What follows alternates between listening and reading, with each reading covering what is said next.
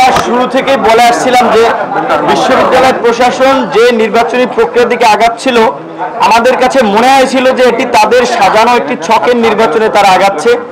সেই জন্য আমরা বারবার চেষ্টা করেছিলাম তাদেরকে বোঝাতে যে এই প্রক্রিয়ায় স্বচ্ছ নির্বাচন সম্ভব নয়, তারপরেও তারা আমাদের কথা মানেনি।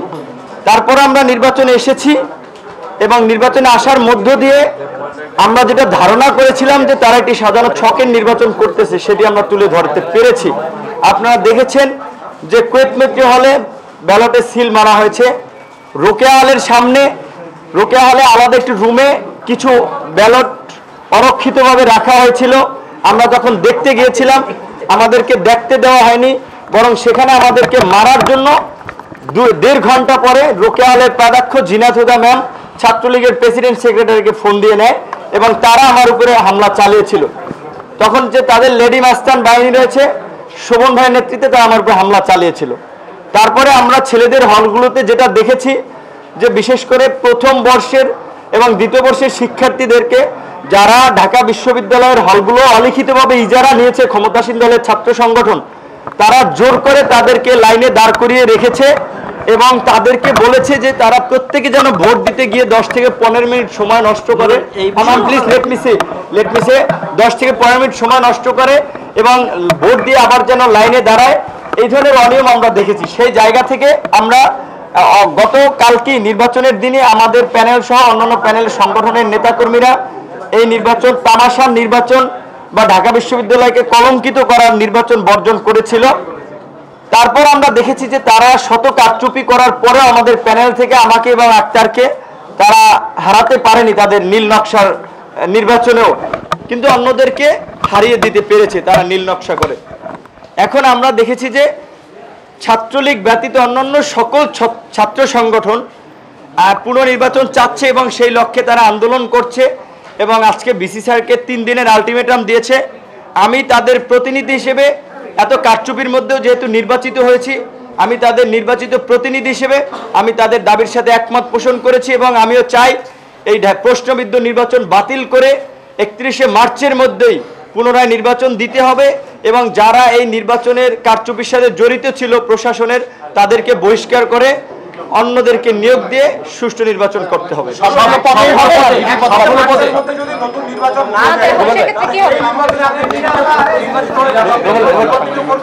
নুরুল, সবগুলো পদে নির্বাচন দিতে হবে? জি অবশ্যই, কারণ আমি মনে করি যে হচ্ছে আমাকে এই কারচুপির মধ্যে আমি ভিপি নির্বাচিত হয়েছি, ফেয়ার নির্বাচন হলে আমি আরো 5000 ভোট বেশি পাবো। আর আমার পদ আমি কখনোই বড় মনে করি না, যেহেতু শিক্ষার্থীদের চাওয়া সকল পদেই পুনর্নির্বাচন, সুতরাং আমি তাদের দাবির সাথে সহমত পোষণ করেই বলছি সকল পদেই পুনর্নির্বাচন দিতে হবে।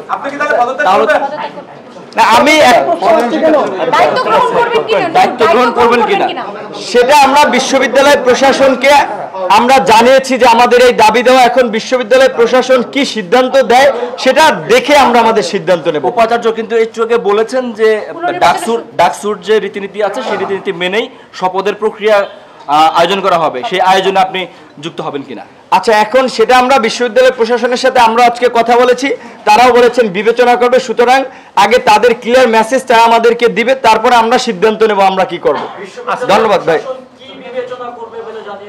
আমরা আজকে যে বিশেষ করে আমি আমার যে ছাত্র বন্ধুরা প্রতিনিধিরা যে 4টি দাবি জানিয়েছিল, যে ছাত্রদের বিরুদ্ধে হয়রানি করার জন্য কিংবা প্রতিবাদী ছাত্রদের কণ্ঠ থামাতে যে মিথ্যা মামলা দেওয়া হয়েছে, রোকেয়ালের প্রাধ্যক্ষ দিয়েছেন এবং আমরা শুনেছি যে আরও অন্যান্য হলেও নাকি 2-1টি মামলা দিয়েছে, সেই মামলাগুলো অবশ্যই প্রত্যাহার করতে হবে এবং যে তাদের দাবি যে নির্বাচন পুনর্বিবেচনা সহ আরও কয়েকটি দাবি রয়েছে, সেই দাবিগুলো আমরা প্রাধ্যক্ষকে যে আন্দোলনকারী প্রতিনিধিরা গিয়েছেন আমার সাথে তারা জানিয়েছেন এবং আমিও তাদের আমার জায়গা থেকে প্রশাসনকে জানিয়েছি, তারা বলেছেন যে তারা ভেবে দেখবেন।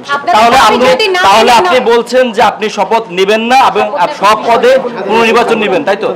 না, আমি তো সেটা বলেছি যে যারা আমাকে ভোট দিয়ে নির্বাচিত করেছে তাদের চাওয়া পাওয়াকে প্রাধান্য দিয়ে তারা যদি আমাকে বলে শপথ নিতে, আমি শপথ নেব। তারা যদি বলে আমাকে শপথ না নিতে, আমি শপথ নেব না।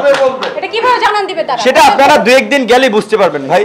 সেটা 2-1 দিন গেলে বুঝতে পারবেন। গতকালকে শোভন সহ আপনারা যে সমঝোতা নিলেন যে সবাই সহযোগিতা নিয়ে ভবিষ্যতের দিকে এগিয়ে যাবেন স্বপ্নের ঢাকা বিশ্ববিদ্যালয় বিনির্মাণে। হ্যাঁ, তো এখন এই ক্ষেত্রে আপনারা কালকে সমঝোতার পরে আবার আজকে বিক্ষোভের যে উদ্যোগ নিয়েছেন অন্যান্য সংগঠনগুলো, তাদের সাথে আপনি একমত পোষণ করেছেন এবং আপনি যে আচ্ছা, যে বিষয়টা হচ্ছে যে আপনি গতকাল বলেছিলেন শপথ নেবেন, সেটা থেকে আপনি কি সরে এলেন? আমি তো আপনি যেটা বলেছেন যে শোভন ভাই যেটা বলেছেন যে শোভন ভাই আমার প্রতিদ্বন্দ্বী ছিল, অতীতে তারা আমাদের উপরে নির্যাতন নিপীড়ন চালিয়েছে। ইভেন গতকালকে সে যে আমাকে শুভেচ্ছা জানাচ্ছে, তার আগে তারই কর্মীরা আমার উপরে টিএসসিতে হামলা করেছে। ভোটের দিন রোকেয়া হলেও তারা আমাদের উপরে হামলা করেছে। তারপরেও তারা যেহেতু বলেছেন আমাদের সহযোগিতা করবেন, আমরা তাদের প্রতি কৃতজ্ঞ এবং আমরা চাই যে তাদের সহযোগিতা নিয়ে আমরা বিশ্ববিদ্যালয়ে ঢাকা বিশ্ববিদ্যালয় স্বপ্নের ঢাকা বিশ্ববিদ্যালয় বিনির্মাণ করতে। তবে আপনি যেটা একই কথা বারবার বলতেছেন, আসলে আমি কখনোই আমার অবস্থান থেকে সরে আসিনি। আমি বারবার একটা কথাই বলেছি যে শিক্ষার্থীরা আমাকে ভোট দিয়ে নির্বাচিত করেছে, তারা যেটা চাইবে আমি সেটাই করব। তারা যদি চায় যে তারা অলরেডি যেটা চেয়েছে যে পুনর্নির্বাচনের জন্য আন্দোলন করতে, আমি বলেছি তাদের সাথে আমি একমত। তারা যদি বলে যে আমাকে শপথ নেওয়ার জন্য, আমি তাদের কথা শুনে আমি শপথ নেব, সেটা আরেকটু সময় গেলে বোঝা যাবে।